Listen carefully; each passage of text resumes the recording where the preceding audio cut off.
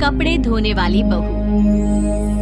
शादी के पहले से ही विभा को कपड़े धोने का बड़ा शौक था। कभी नल के नीचे तो कभी तालाब के पास। अरे मेरी नीली वाली लुंगी नहीं दिख रही है। विभा की अम्मा कहाँ रखी है लुंगी? अरे वो तो विभा ने परसों ही धोकर रखी थी आपकी अलमारी में, देखो वहीं होगी। वो ना मैंने आज धो दी, मुझे लगा कि गंदी हो गई होगी। अरे कैसे गंदी हो गई थी? उसे तो मैंने पहना भी नहीं। हे भगवान, इस लड़की के कपड़े धोने की आदत से परेशान हो गया हूँ मैं। जितना तो घर में राशन नहीं आता, उससे कहीं ज्यादा डिटर्जेंट पाउडर का खर्चा है। इसकी शादी करवा दो, शादी जाए अपने घर में ही करे काम, फिर चाहे घर के कपड़े धोने हो या पूरे गांव की। हाँ ठीक बोल रही हो, देखता हूँ मैं कोई लड़का। वो दिन भी आ जाता है जब विभा को देखने लड़के वाले आ जाते हैं। लड़की मुझे अच्छी लगी।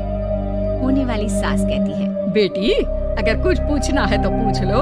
वैसे तो हमारी लड़की बहुत ही शर्मीली है, जो बोल दो वो मान लेती है, इसे क्या पूछना होगा। अरे कैसी बात कर रही हो माँ, मुझे इन लोगों के घर रहना है, सवाल तो कई है। हाँ हाँ बेटा पूछ लो ना, क्या पूछना है। आप लोगों के घर कपड़े कौन धोता है?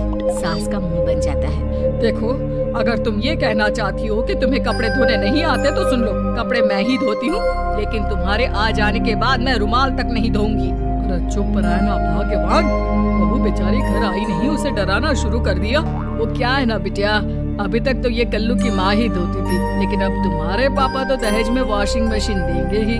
तभी विभा की माँ बोल पड़ती है, सवाल भी पूछा तो क्या। वैसे भाई साहब, मशीन की तो फिर भी कपड़े धोने की कैपेसिटी होती है, मतलब जो बिटिया दे रहे हैं ना विभा, इसे कपड़े धोने का बहुत शौक है। ये आप लोगों की क्या आस पड़ोस गांव मोहल्ले सबके कपड़े धो दे और उफ तक ना करे। बाहर देखा नहीं आपने कितने कपड़े सूख रहे हैं, सब हमारी बिटिया ने ही तो धोए हैं। बस भी करो ना माँ, शर्म आ रही इतनी तारीफ सुनकर। और तो और एक दाग निकाल कर दिखाओ तो मान जाओ। हाँ अच्छा अच्छा, माफ करना बेटा, मैंने गलत समझा। हमें तो रिश्ता बहुत पसंद है। और ऐसे जुड़ जाता है रिश्ता कपड़े धोने का शौक रखने वाली विभा का। उसकी शादी हो जाती है कोयला फैक्ट्री में काम करने वाले कल्लू के साथ। शादी के बाद अचानक विभा चिल्लाती हुई सास के पास आती है। सासू माँ, अरे सासू माँ कहाँ है आप? ये तो धोखा है, धोखा दिया आप लोगों ने मुझे। इसे ससुर के चक्कर के बारे में पता चल गया। अरे तो उसमें तुझे क्यों धोखा मिला है? अरे नल में पानी नहीं आता, कपड़े कैसे कब धुलेंगे? अच्छा अच्छा, तू पानी नहीं आ रहा उसकी बात कर रही है। तो आपने क्या सोचा? कुछ नहीं। अच्छा हाँ, तेरी माँ ने कहा था कि कपड़े धोने का शौक है तुझे, याद आया मुझे।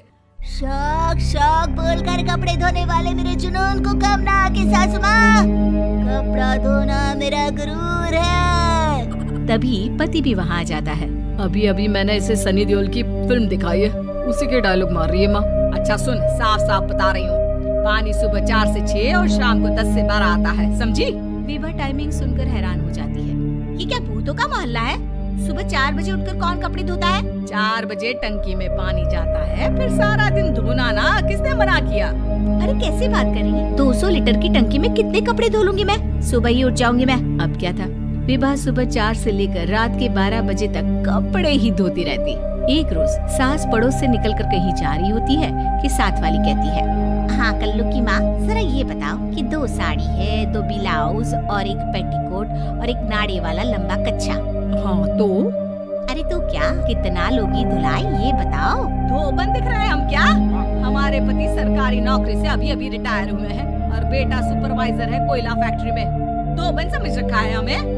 हाय रे कल्लू की अम्मा, माफ कर दो, वो तो मोहल्ले में यही सब बता रहे थे कि तुमने बहू को कपड़ा धुलवाने के काम में लगा दिया है। सास को पड़ोसन की बात सुनकर गुस्सा आ जाता है। वो घर पहुंचती है जहां घर के बाहर ही इतने सारे कपड़े सूख रहे होते हैं जितने कि किसी धोबन के घर पर। अरे ओ कल्लू की दुल्हन, बाहर निकल। माँ जी यहीं आ जाओ, बाथरूम में चादर धो रहे हैं हम। अरे अभी हम धोते हैं, तुमको बाहर निकलो। ये आस पड़ोस वाले बोल रहे हैं कि हम बहू से कपड़े धुलवा कर उसे कपड़ा धोने वाली बना दिए हैं। अरे छोड़ो ना माँ जी, किन लोगों की बातों में आती हो? आस पास के लोगों का तो काम ही होता है कि वो किसी तरह सास बहू को लड़ा दे। बहू सारे घर के कपड़े धोती है, ये क्या कम है? बोलिए। सास को भी लग जाता है कि वो बहू का ये संकीपन नहीं छुड़वा सकती, इससे अच्छा है कि खुद ही चुप हो जाए। एक रोज सास और बहू मंदिर जाते हैं, जहाँ सास की साड़ी वहाँ खड़ी भीख मांगने वाली से मिलती है। माँ जी क्या बात है, आपकी मेरी साड़ी उस भिखारन से कितनी मिल रही है ना? हाँ हाँ देखो तो, दोनों की साड़ी मिल रही है। क्या बात है कल्लू की अम्मा, तुम खुद को तो अफसर की बीवी बताती हो और ऐसी सिंपल सी प्लेन साड़ी पहनकर घूमती हो। सिंपल और प्लेन नहीं है ये साड़ी। तो क्या सोने के धागे से फूल बने हैं? कुछ भी सासू माँ, कुछ भी। हाँ बने थे इस साड़ी में सोने के धागे से फूल। मेरे पति लेकर आए थे मद्रास से स्पेशली मेरे लिए 10,000 की। ताहे भाई साहब इस भिखारन के लिए भी सेम टू सेम साड़ी लेकर आए होंगे 10,000 की। सास उस वक्त तो कुछ नहीं कहती, लेकिन बहू के साथ घर आती है और अलमारी से एल्बम निकाल कर लाती है। ये साड़ी देख रही है, ये वही साड़ी है जिसे मैंने अभी पहना था। इस साड़ी में ये जो चमकदार फूल दिख रहे हैं ना, ये सोने के धागों से काढ़े गए हैं। लेकिन तू लोकल वॉशिंग मशीन ब्रश से घिस घिस कर सारे फूलों को निकाल कर साड़ी प्लेन कर दी। मुझे माफ कर दीजिए सासू माँ।